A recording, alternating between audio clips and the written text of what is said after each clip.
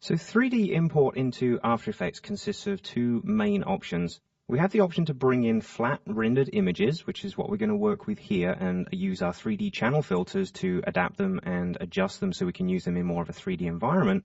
But there is also the ability for After Effects to import custom camera data, i.e. its position and rotation values, converted into a 3D scene in After Effects from external programs. So packages such as Lightwave, Maya, Cinema 4D, Softimage, 3D Studio Max, the list goes on, they all have their own ways to export 3D camera data, but After Effects can currently only recognize just a few of these, and you really need to look at the requirements of what After Effects needs to work with in order to bring those in. You may want to check through the After Effects manual for that information.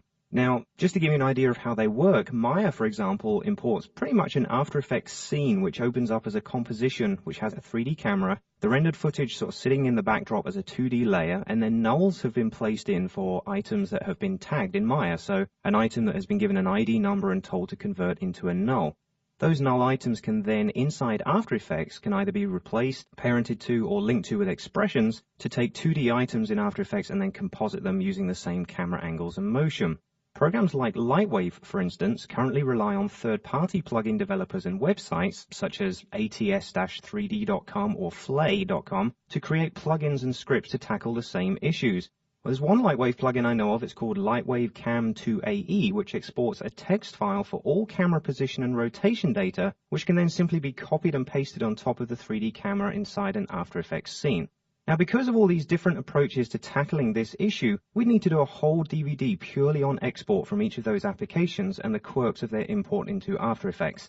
I recommend scouring the user manual and support websites for the 3D software application you use and finding the best solution possible to get your camera data into After Effects. For now, we're going to concentrate on the exciting 3D options we have for editing rendered footage within After Effects, so let's get started on that. Okay, so let's have a look at the first of the 3D channel filters that we're going to use on our footage. I've got my first project open here. It's called 3D Channel Extract and Fog 3D. And if we look down in the timeline, we can see I've got just a couple of layers in here plus one that's hidden in the background. We're going to go through these one at a time. So the first one I have is a regular 3D render. This has been created inside of Lightwave, and we've placed it inside the composition. What I'm going to do is just zoom up on this a second, and let's change our quality up so we can see it clearly. Now, we need to know exactly what these 3D channel filters do, and the easy way to explain is by activating the very first one, which is called 3D Channel Extract.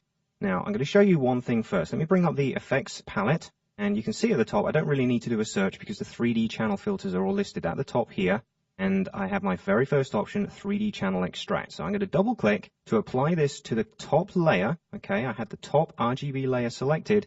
And you'll see that there is nothing actually going on here. And if I chose any of these other filters, I would get exactly the same result. Basically, you cannot apply these 3D channel filters to an RGB file that has not been correctly prepared from the 3D package it came from.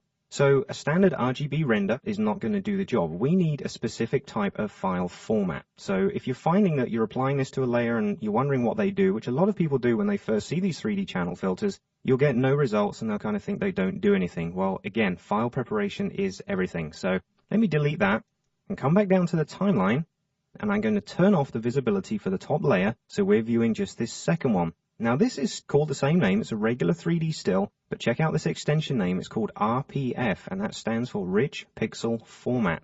This is a format that most 3D applications support, and when it renders out, it actually contains effectively multiple alpha channels that contain all different information values for certain types of 3D. So it can contain surface information, Z-depth information. This is the type of file format that we are looking at using, and we have a few of these files in this lesson, but again, RPF, that is the format we're going to work towards.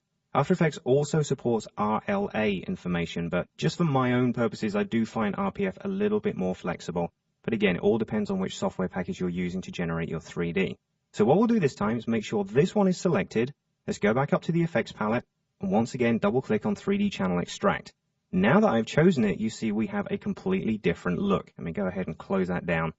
At the moment, we've got just a standard gray background, and the first 3D channel that's selected in here is called Z-depth.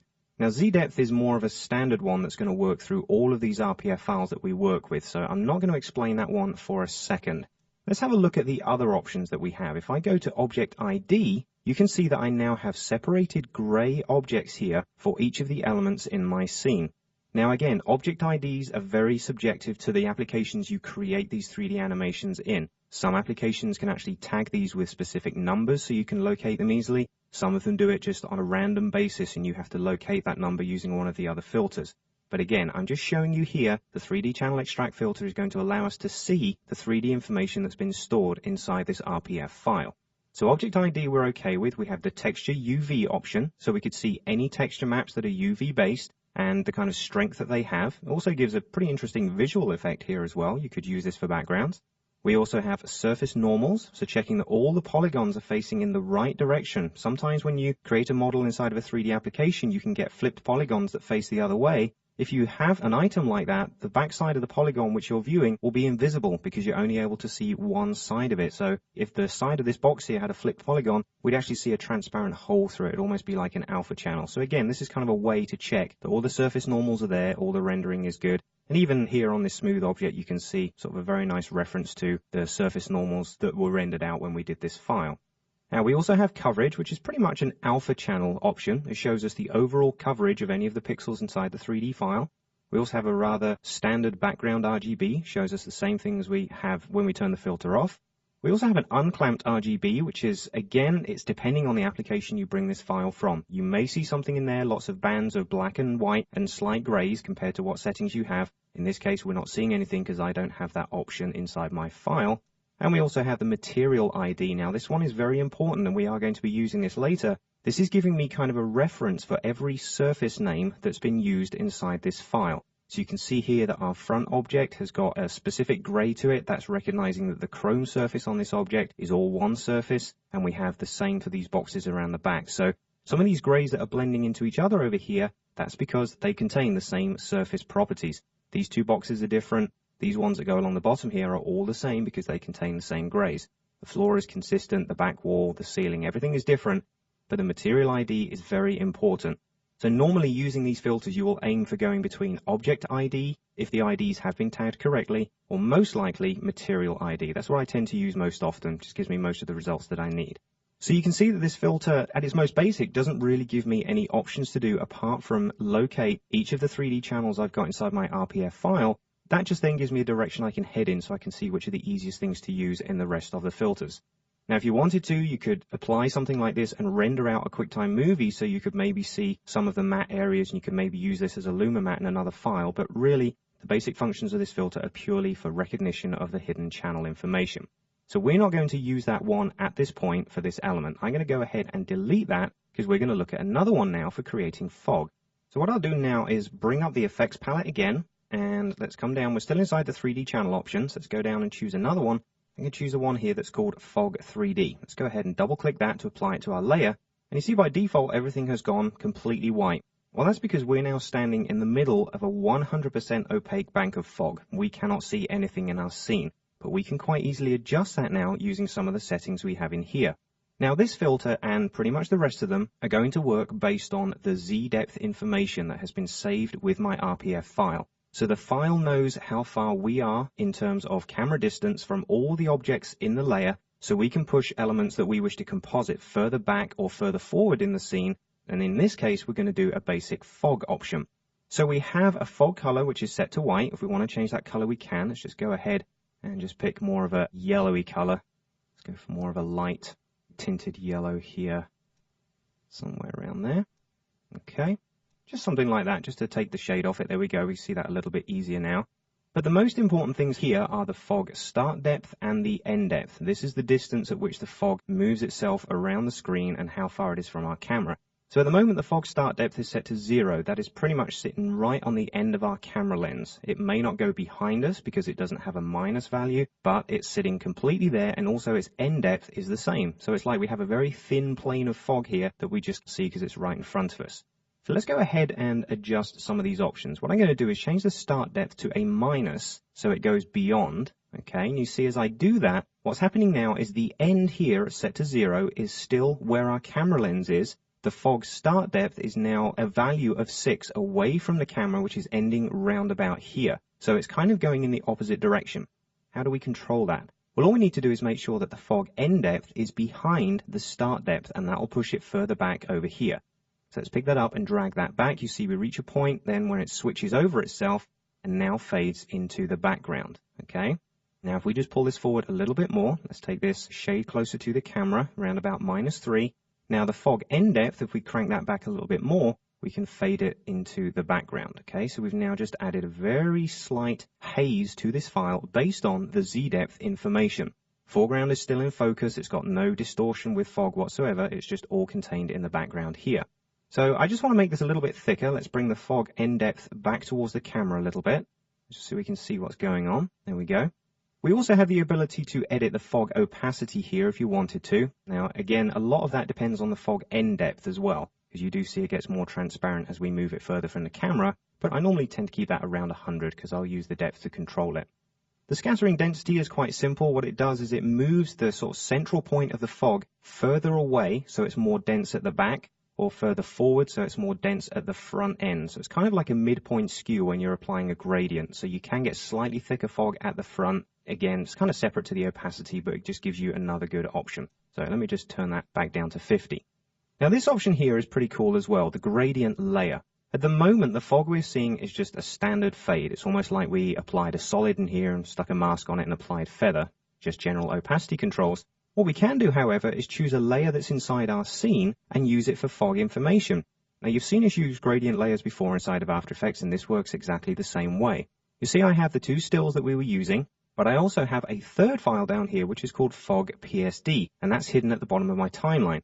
What we'll do is just come out of that. Before we go into that, let's come down to the timeline, and I'm just going to hold down the Alt key or the Option key on the Mac and double click just to open that layer. And you can see it's basically made up of a clouds render inside of Photoshop, and I've also added some noise on here just to get some grain into it. Looks quite nice. Okay, let's close that down.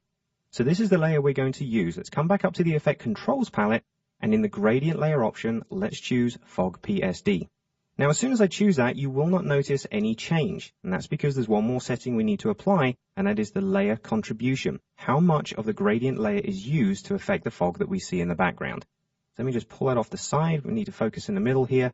As I click and drag on this, as the further I go down the line, you'll see that it's starting to get more noisy and more broken up based on the pixels of the fog layer in the background. See, we've got this lovely misty noise here that is working really well. It just adds more reality to the scene because everything's just not smooth. It's almost got a dust inside of it and also some variation on the opacity. And obviously the maximum we can do there is 100, but you can see the difference there. This noise blends well with the lights we have at the top, and we've got more of a puffy type fog now, purely based on the grayscale levels in that file.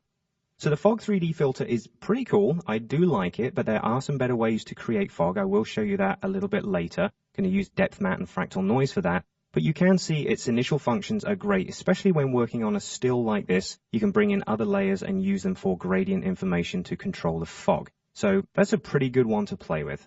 Okay, let's take a look at a completely different type of effect now. We're going to go along the lines of depth of field. Very important when trying to edit 3D stuff. So let's close down the effects palette. Let's close down this composition itself and open the second one here in the project window called Project 2 Depth of Field. Double click to open that. And what we'll see, if we just quickly look in the timeline, I have two layers. Now the bottom one is a QuickTime rendered movie, which I'm just going to open up, just bring it up full screen, do a quick play of this so you can see it. So we have a 3D object moving through our scene. It's the same one we just worked with as a still. Okay, let's play that again. Camera move across, down we come.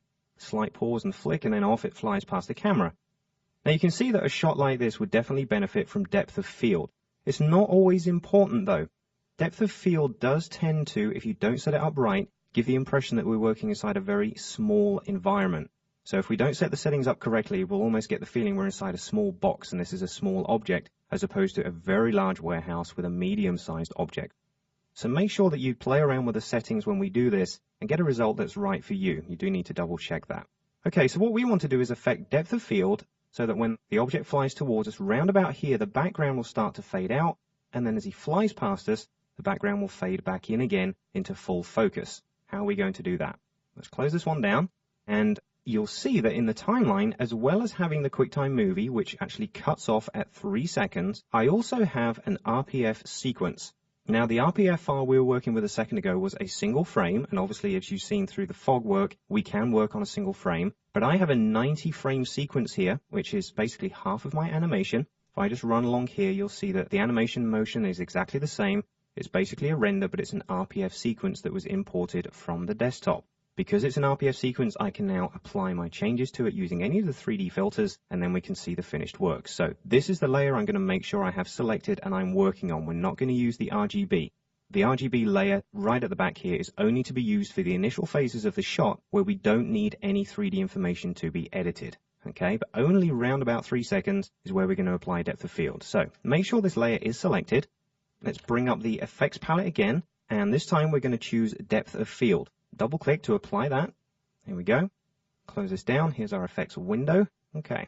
Now the depth of field is once again broken down into a series of options like we had a second ago, and they will all relate in different ways. What I'll do is I'll just zoom up here and make sure once again we're in full quality, because it really does help if you're working in full quality to see any of these changes, especially depth of field, because blurring out sometimes gets a little bit pixelated if you're not working at a higher quality. So initially we have focal plane set to 0, which is once again sitting right on the camera lens, and we need to make sure that's further away from us if we want to see this effect. So I'm going to drag on the minus axis around about -3, so it's just pushed it away into the distance. The next option we have is the maximum radius. Just a fun thing to point out here, we do have a small spelling error here. It actually says maximum radius, but we know exactly what we mean. The maximum radius is the amount of blur that's going to be applied. So if I start to increase that and just even crank it up to a smaller value as 4, you can see my whole image has become blurred out. But whilst that is the case, you will notice that the blurring is being applied along the z-axis. It's more blurred out at the back here than it is at the front. Now, it's a very small amount, but you will notice this change as we go along. If I just take the blur radius back down just a touch, let's bring it down to 2. Okay, we can see that much more clearly now. The back is really blurred out. This is sort of semi-blurred out, and this is only a quarter blurred out. But it's all relative to each other. You do need to check that each of these settings are set the right way. So we do have the focal plane back at -3. What I'm going to do is say, let's set the maximum radius to about 7. Let's crank that up really high. But then what we can do is adjust the focal plane thickness. And this is kind of the area between which the depth of field is added.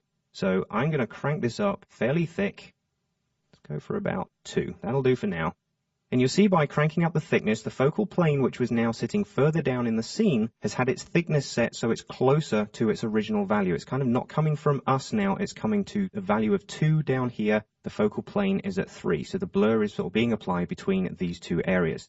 And again, the focal bias is very similar to the fog effect we had a second ago, where the bias is more towards the front, the middle, or the back of the distance you have the focal plane thickness set to. I'm going to leave that as a default of 50 for now. So we want to see how we can animate this so it looks like we are staying more focused on this object throughout the scene. So let's have a look here. Let me change my focal thickness to about 4. Okay, that's going to push it a little bit more towards the back. And let's now animate some keyframes. So what I'm going to do is hit the I key to take me to the in point of this layer. This is where this first frame of our RPF file comes into play. And what I'm going to do is animate only the focal plane at this point. We're just going to move it closer to us. So I'm just going to apply a stopwatch click there. That'll apply a first keyframe at our first point, which is 229 along the timeline. And then what I'll do is I'll just scrub through the timeline to the point where the model stops moving. It's where it kind of reaches its point of, I'm just going to hang around here for a second. Somewhere about there, around about 4 seconds, just a shade over. Then what we'll do is we'll take the focal plane and now pull it a little bit differently. Let's go for something a touch closer. Now, one thing you'll notice as you do drag this, it jumps in huge steps, okay? It's jumping in steps of 1. Obviously, in After Effects, we can hold down the Control key or the Command key on the Mac and drag with a more fine tuning to that. So we do 0.1 increments rather than 1, and it's not quite so crazy. So I'm going to pull this fairly small. Let's bring it even closer, about 0.4 or 0.5, something like that. And you'll see what we've done is now brought this object more into view, and the background is now being blended out using depth of field. If I just scrub back through the timeline there, we can see the depth of field bit by bit is working its way towards us. Let me just hit the space bar here, just do a slight preview. So at the moment, the background's looking very much in focus, but now it's starting to blur out. You see it's building up around about here. And if you want to edit this sort of slightly hard line we're getting here, just play around with the radius and the focal plane thickness settings. That will allow us to adjust that. But you'll see now this object is staying in focus. It comes towards us, and then we'll reach the point where we had our keyframe, and it will just stay at that focus. So that's pretty much set up. Nice little fade there. It's looking good. It's great to have these options inside of After Effects, because to do this inside the 3D package would add huge amounts of rendering time to it. Believe me, it took long enough to render this file without depth of field. I wouldn't want to actually do it with depth of field, but it gives us more flexibility because we can adjust it on the fly, and the rendering times are way reduced compared to a 3D package. Now what I want to do is to apply another keyframe change, because towards the end of the animation, once this object has sat around in screen, don't forget it turns around and it flies off towards us. Would be good if we could bring back the background depth of field there, but also blur this out, seeing as it's coming past the camera so closely. So what I'll do is I'll come back to where we think we're going to need that second keyframe.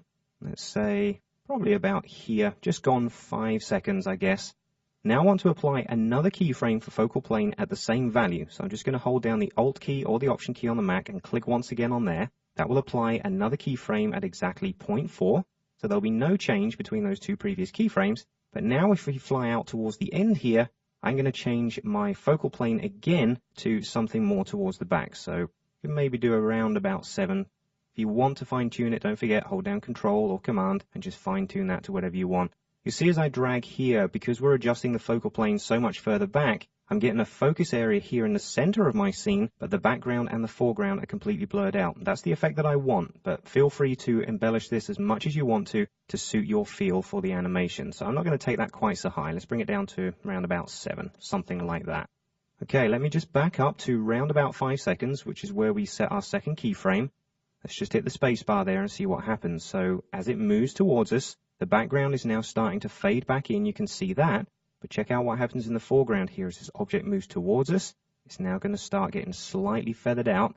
We're not noticing it that much because I need to probably shift our keyframe back a bit, because you'll notice as the animation goes on, we're not seeing that much change over here. So I'm going to hit the U key here, and that will expose all the keyframes that I've just applied. And this one is probably just a little too far towards the edge and maybe does need to be a bit higher in its value. So what we can do is always pull that back towards the previous keyframe. So as we go back to that point, we can now see this object in the corner, and it is slightly blurred out, but maybe not enough. Let's just come back a bit and see that our blur is being applied. It's fairly light just there. Let's just pull that along a shade more. Okay, I'm pretty happy with the position of that keyframe. I probably just want to edit the amount. So let's come back up to the Effect Controls and adjust the focal plane. Again, just drag it in whichever direction you want. If you drag it slightly more, we're going to get more of a blur, and that object will blur out quite a lot. I'm going to crank that up to about 8. There we go. Okay, what I'll do is now just pull back to the original point, the 3-second mark where we first started this animation. Let's hit the space bar. So there's our first keyframe set. That was already in memory, so that's why it rendered so fast. We've now got the object pausing in space whilst it examines what's going on in the background. We're going to animate this in a second and apply something really cool in the background. Not using depth of field, but using something else in just a short while. Then he starts to turn towards us, and in just a short while, we'll hit that second keyframe. There we go. Now as he moves towards us, the background you can see is starting to come back into focus. And at the same time it does, the one that's in the foreground is now going to start becoming out of focus. So there we go. That's a much nicer effect. Okay. Let me play this back. Real time, there we go. There's our one shot, and our second shot is just enough to pull it together. It's exactly what I wanted to see. We've added depth of field. This is all post-production effects. We've not relied on the 3D application to do this, but it's all taken from that RPF file and using the Z-depth information. So you can see that the depth of field 3D channel filter really is an extremely powerful tool. Okay, let's close this project down now and go on to the next one. This is project number 3, and it's called Depth Mat 1. There is a second depth map project that we're going to do in a second that's more advanced, but we'll start off just here with the very basics. Now, if I look at this project a little more closely, we can see that this is just one frame again of an RPF file. So it's just a shot of the warehouse without the character in the foreground, so we don't have the robot. Let's go full size again. And what we can do now is apply one of our other filters, which is called Depth Map. Now, initially it's going to look very much like the fog filter, and I'll show you why. Let's go ahead and select that RPF layer, bring up the effects palette, and this time, let's move up here to Depth Map. Double click to apply that to our layer. So immediately, kind of like the fog did, the layer has disappeared.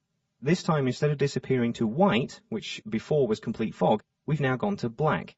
Now this isn't black, it's actually the transparent background of the composition. If I hold down the Option key or the Alt key and click down here, I can see my transparent pixels, okay? So what we've done is effectively removed the layer. We've applied an overall matte. That's obviously not the effect we want. What we're going to do here is adjust the depth. Now, if I take the depth mat here and start to drag backwards, don't forget, again, we're moving from the camera, which is 0, down into the distance, which is on the minus axis. And as I drag further away, we can see this odd shape. It's almost like a cardboard cutout that's appearing in the center of the screen. Well, this is still transparency. Once again, let's activate the transparent background. You see I'm cutting a hole through my layer here. Now this hole is completely based on the Z-depth information. Again, holding down the control or the command key will allow me to fine-tune that a little bit more. It's one of those options that's very, very harsh.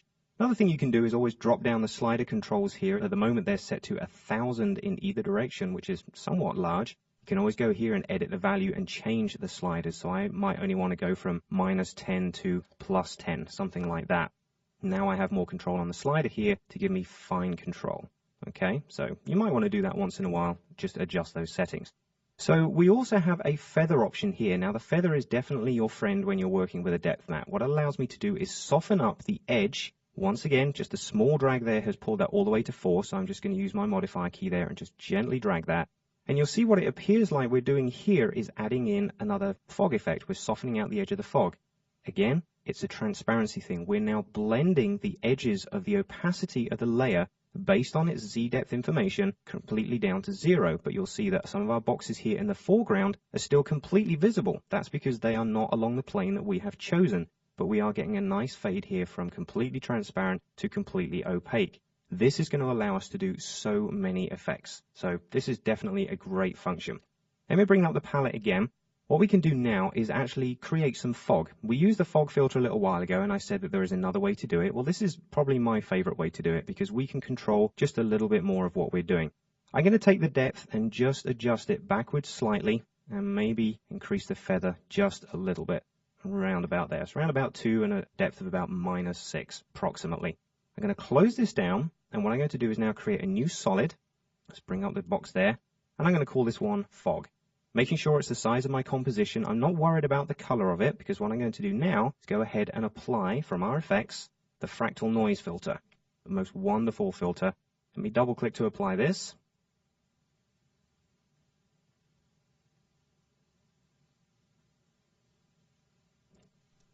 Close this up, and it's going to allow me to create animated fog, which is exactly what I want. The previous fog option was good. We were only working with a static image. Obviously, our gradient layer could have been an animated movie or a pre-comp, but this is just a different way of tackling it.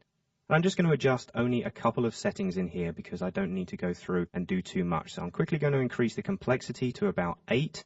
That'll just add a little more detail and even a little more noise into it. Try 10 on that. There we go. That's looking pretty good. And then we'll scroll down the list and we're going to apply a couple of evolution keyframes as well. We've got a 5-second animation. What I'll do is I'll turn on the stopwatch at 0. Let's go to the out point of our layer, 5 seconds along, and let's just drag this round to about 180. So over the course of 5 seconds, there will be some evolution in the shape of these clouds. If we just scrub back through the timeline here, we can see that happening. There we go. Nice bit of distortion. If it moves too fast, which it might do for this scene, then obviously just bring those angle settings back a little bit, maybe only do 90 degrees or something. Let's close that up. And then the final thing I'd want to add is just a slight amount of shift on one of the axes. So let's come here to the transform options, and I have my offset turbulence here, which is set to 360-270. That's right in the center of my composition. Making sure you're at the start here. Let's go and apply a keyframe for that. Let's go to the out point, and let's adjust this maybe just a couple pixels in the vertical direction. I'm going to take it to about 250, so it will go slightly up the screen by just 20 pixels over time. Just do a quick RAM preview of this just to check what's going on. I can now see exactly what I've got. Slight amount of evolution change, but most importantly, this slight vertical shift as well. Always make it look like the fog is just slightly rising from the ground. Looks pretty cool. Depending on whether the room is hot or cold, all these things are totally flexible. What I need to do now is to put this behind the other layer that has our depth map information extracted. So let's just come up here and make sure we've got the fractal noise layer selected. And we can always just click in here just to make sure we're inside that comp. If I hold down the control key or the command key on the Mac and hit the left square bracket, this layer will move back one layer, therefore putting it below the RPF layer. And you'll see now we have this totally gorgeous blend between the RPF information, the 3D rendered footage, and the fog layer that we just created. It's even creeping out here through the sides, which are looking pretty nice. Same again on the other side, because you get this sort of smooth circular area with this particular effect. And we can see it's blending beautifully into the background. If we want to, we can go ahead and adjust the amount of feather and the distance here that we have the depth map set to. If you want to, just pop down into your timeline and select the RPF layer. Let's hit the F3 key to bring up the effects. and then we can go ahead and change any of these settings. So let me just pull that slightly out of the way and drag the slider here. You see as I drag towards us, the fog is now approaching us. But you'll also see it's basically a blend between this and the background layer. So we're seeing complete fog there and the black background of the fractal noise. By dragging this way, we're getting more transparency. Okay, so it's totally up to you how much you want to apply. And likewise with the feather, the less we apply that, we get a harder edge. It's almost completely circular around the side. Or the further we go this way, the more it will come towards us. I personally prefer that. We're getting a much softer blend here. We can even see the outline of the boxes as far back as here. So we get a wonderful blend from one to the other. Let's go ahead and just fine tune this back just a shade. There we go. Close this down. It's worth just scrolling around and seeing exactly what's going on. You see our fog now reaches all the way to the top, but it's blending out nicely at the edge here. Got much more softness around the sides. It's looking really good. It's a great composite. What we can do now is a very quick round preview and just check the finished result. So we've got this wonderful fog that's gently rising from the ground, so it does give the impression that this metal plate on the bottom here is slightly warm, pushing the fog up into the air. But the fog and the layer have been composited together using the depth matte 3D channel filter. Now we're going to use this for another type of effect, very quick one, because there's many more things we can do with this. So down in the timeline, just select the fog layer that we just created. It's up to you if you want to delete it or even just hide it because you might want to save it for future. But underneath that, I have another file here, which is a wireframe render of the scene that we're currently looking at. And if I turn that one on, you'll see now in the composition window that we have this cool blend between a wireframe of the original scene and the rendered version of the original scene in the foreground. So if I just select the RPF file and hit the F3 key to bring back its effects, all you'd need to do is adjust the depth value here to basically do a blend from rendered into wireframe all the way up and all the way back again. And obviously the feather that you apply there is going to affect how sharp that is. So even if that was set to 0, you get pretty much a hard option like that. Or if we just apply just a gentle feather, just a small amount there, now we can drag and animate in this direction pretty easily. Looks pretty fun. So a lot of people see this effect and wonder how it's done. Depth matte filter is pretty much the easiest and quickest way to apply that one. Now let's take a look at something else. I'm going to go ahead and close this project down and open the fourth one. This one is called ID Matte. So open this one up. And what we'll see is, again, just a still of the scene that we had earlier with the robot in position. And I'll go ahead and change the quality here of our composition up to full. Okay, now what we're going to do is add a completely different filter here. Let me bring up my effects palette and just go ahead and select this layer. This is an RPF frame. It's just a still. We're not working with a movie for a second. And this is set to 720 by 540, my standard video resolution at square pixels. And what we're going to do is add another one of our 3D channel filters, which is down here. It's called ID Matte. So let's double click that. And you'll see immediately everything completely disappears. Very similar to what we did a second ago by applying our depth matte, and it's working very much the same way. However, instead of doing an overall matte down the Z-axis, this is based on the object ID names. You remember I mentioned that earlier, that every object that comes out of the 3D application can basically be tagged with a number. Well, this will allow us to access that information and show only individual objects or group of objects based on their object ID. Now, the file that we're working with doesn't have object IDs easy to recognize, but what we do have, and I did mention earlier is quite important, is we do have material IDs. This is another way to pull items out. The reason sometimes I'll avoid object ID is that, say I have an object that's made up of multiple items, such as our little robot character. If I just turn off the filter, this guy himself is made up of two objects inside my 3D application. The head is separate from the body, and when we saw the animation earlier on, you noticed that the head did swivel and rotate. Well, these two would have completely separate IDs if I save them that way from Lightwave, unless I specifically group them together and gave them one ID. If I don't, the backup I have is that they both have the same surface material, and that is my chrome. So turning this on, I can go instead and choose Material ID, and then start to hunt my way through here and find each of the relevant layers that I want to isolate. Now, as I drag through this, I'm making sure I use my Control key to fine-tune it. And you'll see as I go through various points here, there are different surfaces assigned with different numbers to different parts of my file. So you see here the floor and the background are kind of grouped together according to their surface. Just back up here, we had another one down here, which was some of the boxes. The very same box and the very same surface have all been grouped together in this view as well. Now, obviously what we're seeing through the background here is transparency. We can go ahead and Option or Alt click here and check that, and we see our matte. Let's pull that back. Now, I can go through and find the one that is set for my robot because he's the guy I wish to extract. Now, you can hunt through here and find whichever one it's actually set to, and believe me, it will drive you absolutely mad because there are literally hundreds, sometimes even thousands of IDs in here that you'd have to locate, and you'd have to go through them one at a time. If you drag too fast, you can skip past the one you're wishing to look for. A much quicker way to apply this is simply to move your cursor into the screen and just click. And the area that you click in, its ID is activated and brought to the front. And you'll see I now see a silhouette here of our robot. If I now click in that area, that will isolate him and bring him to the foreground. Once again, we can check that the transparency is correct. It is exactly correct. That's just what I wanted. So you can see that that clicking option is much faster, much more accessible. You can always bring the palette back and check the ID selection because you might need that for later, but just to let you know that option is there. Now, as well as doing this, you can obviously invert the file as well. So you eliminate him and show everything else that's in the background if you wanted to. But more importantly, I want to show you about the feather and the quality of the ID mat. This is very important. If I zoom up just a little bit on the edge of this file here, you'll see that it doesn't really look that good. And the truth is that it isn't that good. If I just expose the background there, we can see that we don't have the soft, smooth anti-aliasing we had a while ago. We now have these stepped edges. And you may have noticed that throughout all of the work that we've done so far using these 3D channel extract filters. Basically, they are not set up to have full anti-aliasing. When you render out of your 3D application, no one has specifically made an export facility that can do all this work for us. So we don't get these wonderfully smooth alpha channel-like effects. If you're really looking for that, you can either go to the trouble of rendering each object out with alpha channels instead, which will obviously give you multiple renders, or there's another way that we can get around it as well. We do have an option in here to feather the edge of our mat. So let's start off by giving that a try. What I'll do is I'll just hold down the control key so I can use a fine-tune adjustment on that. I'll just crank that all the way up. You can see what it's doing. It's kind of adding anti-aliasing to the edge by applying a blur just around the outer pixels. We'll bring that down to about 0.5 or even just below that.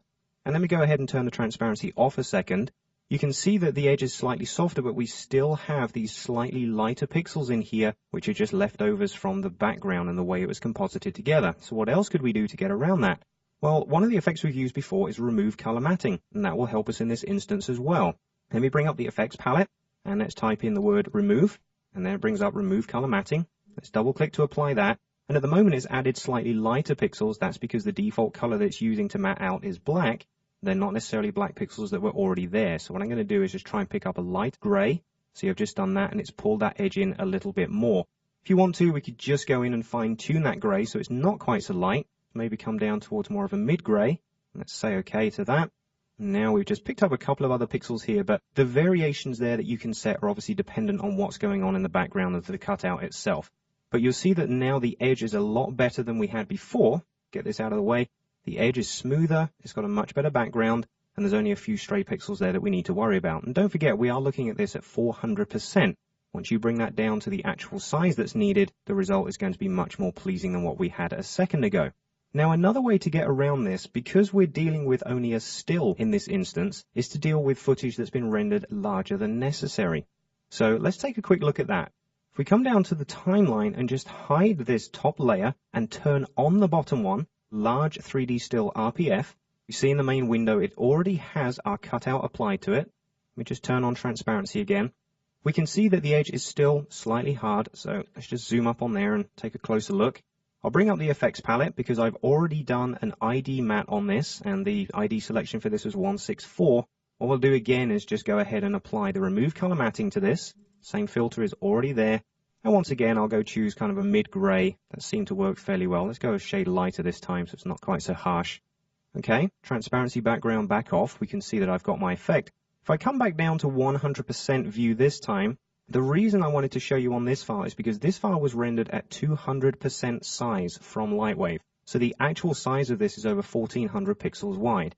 Now, if you render a file out at 200% its original size, you're pretty much going to quadruple the rendering times. So I'm not suggesting that you do this for footage that is moving, an animated piece. If you're doing just a still piece of work like this, this is a great way to do it. Just render out that one frame at twice the size. But now that we have that and we've done a rough mat around the edge using ID mat, all we'd need to do is come down to the timeline, hit the S key to bring up the scale options and scale that down to 50% back to the size that it should be. Now what we've done is taken the combination of scaling down, which does its own anti-aliasing, plus the ID mat, plus remove color matting, and that will give us a much nicer edge around the outside of the object. So that will just blend much better with the background. So I wanted to point that out. If it is an option for you to do, please go ahead and try it. If not, I've shown you a couple of ways that you can do it on a standard piece of footage. Now what we're going to do is we're going to close up all these effects options by doing a final project which blends together the ID matte and the depth matte options to produce a finished effects shot. So let's go ahead and close this down. Close down the effects palette here. Let's close down this composition and come and select the final one, which is project number 5. It's called Depth Matte 2 ID Matte FX. Just double click to open that. And if we examine the timeline, you'll see that I have 4 layers in this project. The background movie here is called Hunter Movie, and that's the 3D render, not the RPF version that we had earlier on. So this is going to be used for the early part of the animation where we don't need any effects, so it'll be very quick to render. I also have 2 Art Beats clips in here for explosion effects. So I've got the Prometheus movie that we've used in another lesson and an Inferno loop that we've also used as well. This one is basically a wall of fire that's repeating. It's computer generated. It's a really nice background. And then Prometheus is a full explosion of flame, and we're going to blend these 2 together behind this top layer. Here again, I have the frame 90 to 180. That's the final 3 seconds RPF sequence, and that is going to allow us to do our matting effects on this layer itself. If we move along the timeline, you'll see that I've got the first 2 layers here cut off around about 3 seconds, so they only play from 3 on. Just like we did before with the RPF, we're only going to need the RPF for any information where we want the effects to be applied. I don't need them to happen before 3 seconds, so I'm not going to bother bringing in RPF for that part. The thing I do need to point out as well, that the RPF files themselves are big. I don't mean big in terms of pixel resolution, I mean in terms of file size on your hard drive. Imagine a Photoshop file that's RGB with 1 alpha channel in, fairly regular size. If you've got one of these files that has maybe up to 10 or 12 extra information channels for 3D, you can go up to sometimes 8, 9, or even 10 megabytes per frame. So do bear that in mind. This is one of the reasons I've only brought in half of this animation, because if I don't need the first half, I can eliminate 90 frames at up to 10 megabytes each. That's 900 megs of information. I don't need that, so this is why I've trimmed this one out.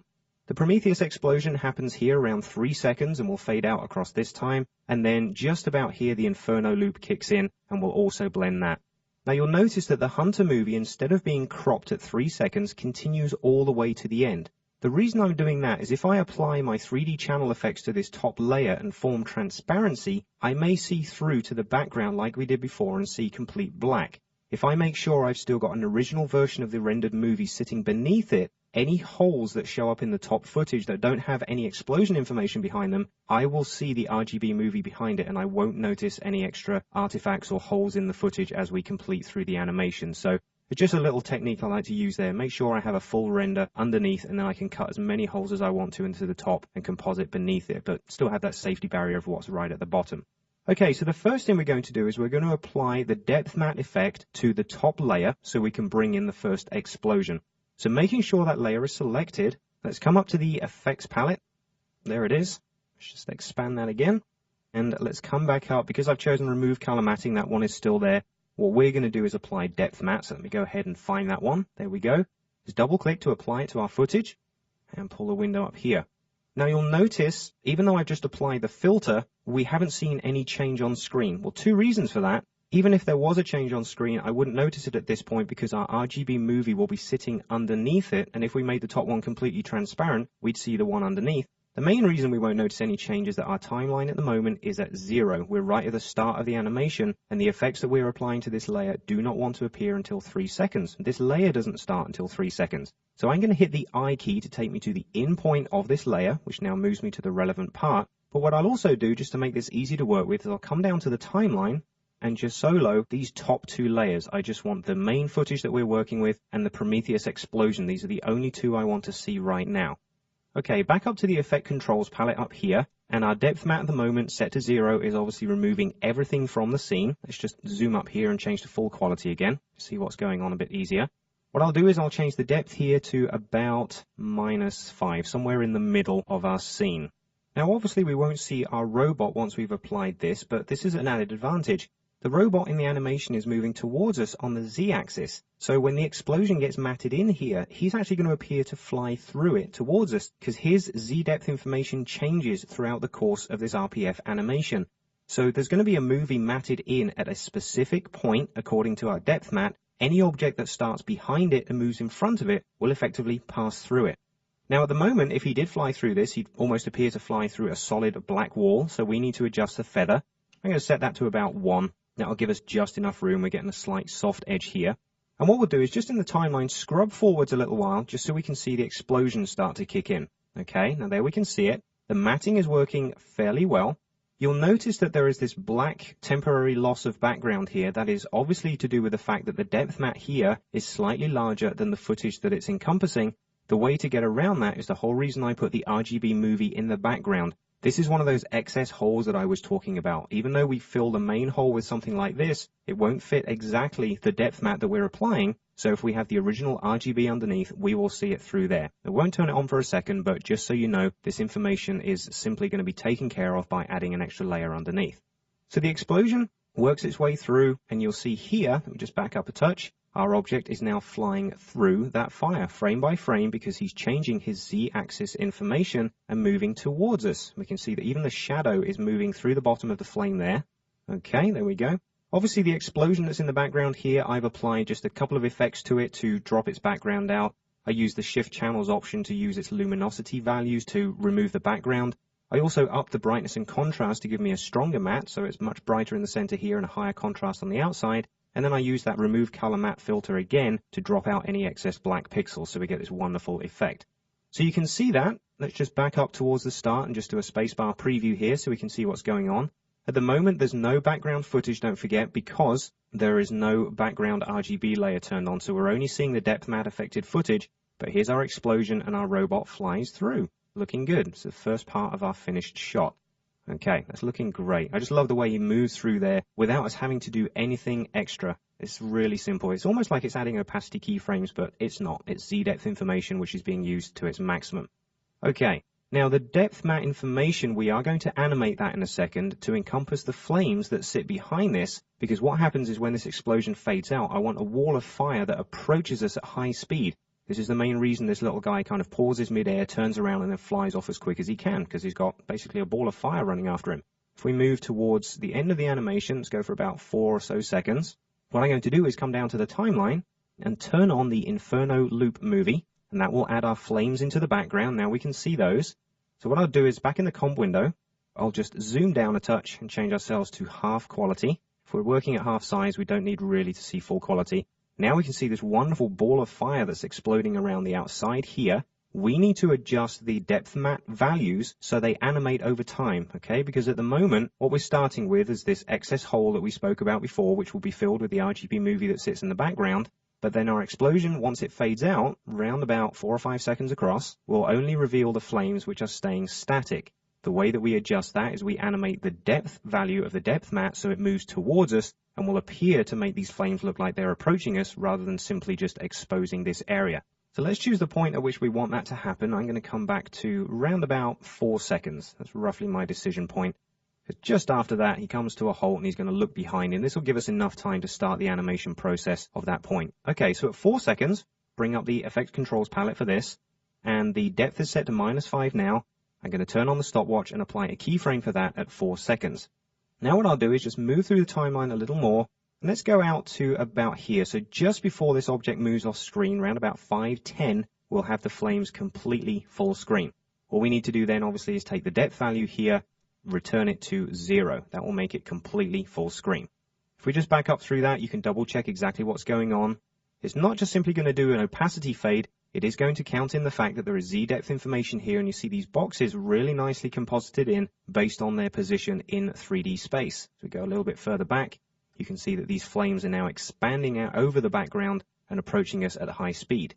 Now, as we get towards the end here, we'll notice one small problem. The little robot gets engulfed in flame, and I don't necessarily want that. I want him to appear in full quality, full resolution, and if I want to, I could fade him into the flames afterwards. So this is where we now combine this with the ID matte effect that we saw a second ago. So our work on the background here is done. The flames are all exposed at the right amount. I'm going to close this palette down and now come down to the timeline and duplicate the layer that I have here. The reason I'm going to do this is now I'm going to apply the ID matte to this layer only and just isolate the small spacecraft. The layer number 2 here, the original RPF file, is still needed to do all of that background work. What I'm going to do is just use the top one for ID matte. First thing I want to do is make sure that's not visible for as much time as necessary. We're only going to turn it on about 4 seconds where the depth map begins to change. So let's come along the timeline. Let's take our time cursor to 4 seconds. Let's hold down the Alt key or the Option key on the Mac and hit the left square bracket, and that will trim out that top layer so it doesn't start before 4 seconds. Then what I'll do is bring up the effect controls for this layer. Depth matte here is still available and selected. We don't want that. Let's get rid of that. Now, it will immediately remove everything else that we've got going on in the background. That's only because we now have an RPF file on top which has no transparency information, so we're effectively covering everything up. Let's make a change to that. Let's bring up the effects, and let's type in ID. That will bring up the ID matte filter that we need for this effect. Add that to our layer. Let's double click to apply that. Close down the effects palette here. And in order to choose the right ID, let's always make sure that we're on Material ID here, which is going to make it easier to locate. And then all I need to do is click on that first item here, and that will isolate just that one, okay, because it was visible in the center. If we just scroll through here throughout the animation, we can check that, and you'll see that even when we reach the point that the flames are now full screen, the top object has the correct material ID chosen, and that one has been isolated on top of the other one. Now we get a much nicer blend between where the footage was originally depth matted and now a new one on top that is completely visible despite the flames going on behind it. Now again, for quality, we might just want to check the matte here. Let's go to about 510 and just zoom up. Let's go full quality. And obviously we can see that we've got this slightly rough and jagged edge. So what I'll do is apply another couple of effects just to tidy it up. First thing I'll do is go into the feather value here and just gently shift that up to about 1 or 2 just to see exactly how it looks. Any softening we can apply to this is going to look pretty good. Don't forget this object is moving at fairly high speed as well. So even if we do apply a fair amount of blur, you're not necessarily going to notice it that much. The other thing I used before was remove color matting. Let me go and close that up. Bring up the effects palette here. Just type in the word remove. Double click to apply that. And if necessary, go in and just choose that mid-gray we were using before because we figured that kind of worked fairly well for this example. Okay, so I've got a slightly better matte around the edge of my footage now. Let's close this up. I'm happy with everything that I've done. We've used the depth matte option to bring all the flames and the explosion into the background. We've also used a duplicated layer and ID matte in the foreground to isolate just this individual element. So come back down to the timeline and we can go and turn off all the solo items here because now we'll be able to see our Hunter movie in the background. The other thing I want to check is that my timeline is all the way at the start, and what I'm also going to do is hit the B key here because my work area is actually set to 3 seconds across. I'm just going to hit B. That will bring the work area all the way back to the beginning. So when we do a RAM preview, we will see this initial part of our animation.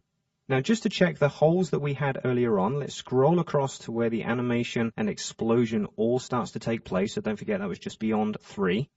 Let's go for around about 3.5. You'll notice that there are no holes up here now because if there are any holes in the RPF layer, we are now seeing through to the RGB one that we turned on behind. So we've tidied up those edges simply by laying that extra layer beneath it, and everything works well together.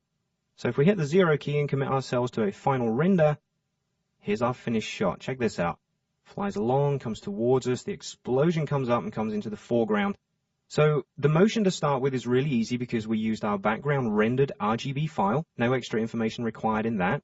We then applied our depth matte over the top to bring in the first explosion, which happens just in front of the spacecraft, but the spacecraft is still moving along the Z-axis, so kind of comes towards us and punches right through that fire. There's a really nice effect. And then you'll see at the last minute we adjusted the values of the depth matte to pull those flames towards us, but then more importantly use the ID matte to extract the robot just at that point so he stays completely in focus. And you can see this finished special effects shot is extremely good. It's really seamless, it's very fast, it's very powerful. It's just using a couple of ArtBeats clips, don't forget we're using stock footage for this, and also my 3D background and objects that I created in Lightwave. So you can see that the 3D channel filters are very powerful if you have the right type of footage to work with, the RPF, rich pixel format. And you can see it does exactly what it means. Rich pixels gives us rich effects. Go ahead and play with some of these, create different types of effects using some of these options I've shown you. The fog is really good, especially when you use fractal noise and get some motion into it. And definitely the ID matte as well for extracting elements out of their 3D backgrounds. Really cool effect shot, great filters. I hope you enjoyed it.